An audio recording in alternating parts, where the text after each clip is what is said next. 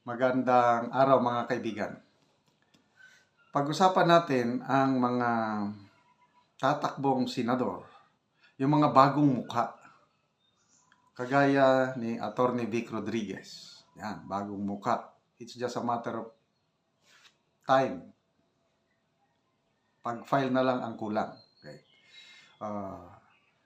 Yung mga tumatakbo, wala, pabalik-balik na lang, political dynasty na. So, recycled figures, members of political dynasties. So, kailangan natin ng bagong mukha sa Senado. Yung mayroong talagang malasakit, yung may ibubuga. At ito, may bagong mukha na sana totoo na tatakbo siya. Walang iba kundi si Congressman Busita ng One Rider Party List. Okay. May napanood akong vlog ni Banat Bay. Yun, pinag-usapan yung kanyang content is yung posibleng pagtakbo. I don't know kung saan niya nasagap. Iparinig ko lang yung konting opinion ni Banat Bay, then ako dagdagan ko. Kasi personally ako, sinusubaybayan ko si Congressman Busita. Napaka down to earth. Ang galing niya sa mga congressional hearing, lalo na sa tungkol sa droga, sa police, sa peace and order. Napaka-simple lang kung magsalita. So, sana totoo ito na tatakbo siyang senador. Ato, pakinggan natin sandali si Banat Bay. Yung actually, matagal ko na ho itong binlag. Sinabi ko na po sa inyo ito na sa tingin ko mas bagay si Colonel Busita sa Senado kesa sa Kamara. Alam niyo po, hindi natin matatawaran ang pakikipaglaban ni Colonel Busita o ni Congressman Busita para sa mga riders.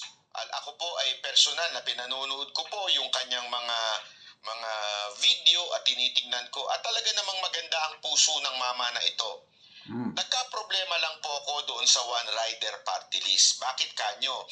Kasi yung One Rider Party List, alam naman po natin na ginamit lamang si Congressman Busita para makapasok sa Kamara. At nung pumasok na po sa Kamara yung One Rider Party List na nagbigay ng iba pang mga kasamahan niya na naging congressman pa, ano ho ang inatupag? Anong inatupag? Patikusin si BP Sara Duterte nung kasama niyang mistiso na yon na wala namang kinaugnayan doon sa talagang tunay na pinaglalaban ng One Rider Party List. Tama, mali? Kaya sa tingin ko, yung One Rider Party List ay talaga nga namang sumablay. Sumablay sa kanilang layunin. Ngunit, si Colonel Busita ay nanatiling pinaglalaban ng mga rider. Yun po ay nagustuhan ko. Kaya nga sabi ko maganda, tumakbo ka na lang ng solo, independent, at ipaglaban mo ang mga rider ng independent. Paano mo gagawin yun kung ikaw ay kailangan ng party list? Siyempre, alam naman po natin, hindi biro magkaroon ng party list. Kailangan talaga ay matindi ang bayad dyan, matindi ang gastusan dyan. At kaya, gumamit si Colonel Busita ng itong party list na ito na halatang-halata naman na hindi naman sa kanya kung hindi doon sa kasamahan niya. Kaya nga alam ko, correct me if I'm wrong, I'm not sure about this. Ang alam ko po, si Colonel Busita ay second nominee, not first nominee. I'm not sure about that. Paki-double check po. Pero ang alam ko, second nominee siya. Gayunpaman, siya po ay pumasok kasi nga marami hong bumoto. At dahil nga po syempre, ang advokasya nila ay mga rider. Sa madaling salita, ginamit po nila yung mga rider upang ang party list na one rider ay makapasok sa Kamara. Ang problema ko, they failed to fight for the riders. Okay, yung mama na... Ano sa tingin nyo, matutuloy kaya si Congressman Busita na tatakbong senador? Wala pa akong narinig, nabasa, napanood na video tungkol nito. First time kong marinig kay Banat Bay. Kaya ako, natuwa. Parehas kami ni Banat Bay na nanonood sa mga videos ni Colonel Busita. Yung pagtulong sa mga kawawang riders. Ang daming mga inaabusong mga riders Kawawa. Mabuti na lang at may isang police Colonel Busita na naging congressman na tagapagtaguyod sa kapakanan ng mga maliliit nating riders. So, nakita ko yung bukal na puso ni Congressman Busita to serve. Siya yung modelong police to serve and to protect. Nandyan. Maisasalamin mo sa pagkatao ni Colonel Congressman Busita. Kung magsalita, very down to earth, malumanay lang, kailang it makes sense. Punto, diretso sa punto. At nakakapanghinayang nga yung kasama niya sa One Rider, si Gutierrez ba yun? O ano? Yung bumabatikos palagi kay BP Inday Sara. Tama yung komento ni Banat Bay na dapat ang ipaglaban nila yung mga riders. Bakit nag-concentrate naman yung One Rider party list congressman na yun na pagbatikos kay BP Sara? Wala na yun. Out of the, na yun. Kaya, kailangan natin ng mga maprinsipiong tao sa Senado. Yung independent. Kagaya Marcoleta, yan, independent yan. Rodriguez. Again, sana tama yung Attorney Vic Rodriguez, tama yung post ng third floor studio na it's just a matter of time kung kailan pupunta si Attorney Vic mag-file ng kanyang COC.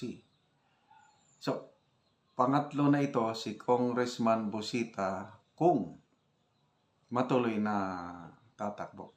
Mayroon akong naririnig, I'm not sure, kasi hindi pa man siya nag-file.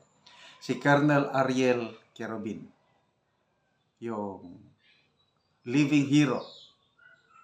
Bakit? Dahil Medal of Valor awardee. He is the most bemedaled AFP officer. Grabe yung tinignan ko yung kanyang ang dami niyang medals, mostly combat medals. Sinsilyo lang sa kanya yung Gold Cross. Third highest award yan, combat award. Ang dami niyang Gold Cross. Meron siyang Distinguished Service Star. Plus, of course, yung Medal of Valor award niya. Inaabangan ko kung mag-file na siya ng Certificate of Candidacy. Yan. These are independent-minded na mga future capable senators. Kailangan natin yung hindi ba nahawakan sa leeg. Sana tatakbo ito at sana magising ang taong bayan na hindi na lang yung popularity o name recall iboboto. Example, artista.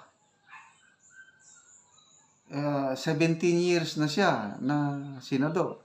Si Senator Lito Lapid. Minsan hindi ko siya nakitang nagsalita sa debate o wala lang. Nakaupo lang. I'm sorry. I have nothing against Senator Lapid. Kaya lang yung performance niya sa senator, wala akong nakikita. Kaya lang, palaging ibinoboto. Si Senator Manny Pacquiao, idol natin siya when it comes to boxing. Kaya lang pagdating sa paggawa ng batas, pagdating sa pagsasalita sa Senado, yung wisdom, yung kulang na kulang. Kaya lang sila yung mga nananalo.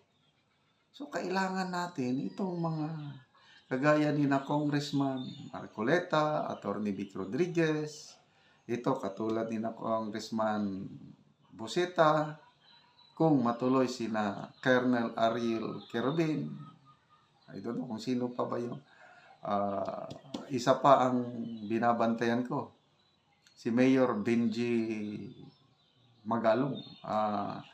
I'm not sure kung nag-file na ba siya ng kandidatura niya as mayor ng Baguio City dahil may isa pa siyang term na remaining doon.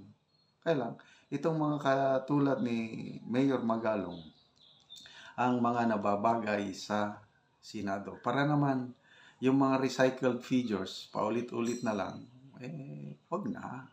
Kung gusto nating umasenso ang ating bayan, kailangan natin ng fresh blood, fresh ideas.